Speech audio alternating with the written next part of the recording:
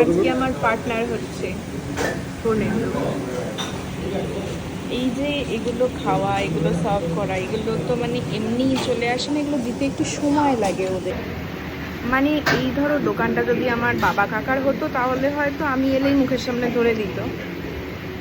আজকে শুধু এই দোকানটা আমার বাবা কাকার নয় বলে আমাকে ওয়েট করতে হয় খাবারটা আসার জন্য, সার্ভ করার জন্য, পুরোপুরি সব কিছু যা যা দরকার।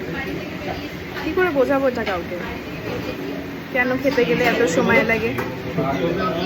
মানে বাইরে খাওয়া, বাড়ির খাবারটা তো ওখানে খেতে খেতেই আমি কাজটা করি, লাইক একটা গোরস নিই ওরমভাবে, দেন কোনো মেল পাঠানোর হলে বা কোনো ড্রাফটিং থাকলে সেটা করতে থাকি।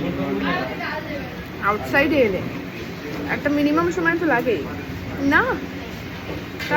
তার পরিবর্তে আমাদেরকে শুনতে হয় তাজ বেঙ্গলে খেতে গেছিলিস।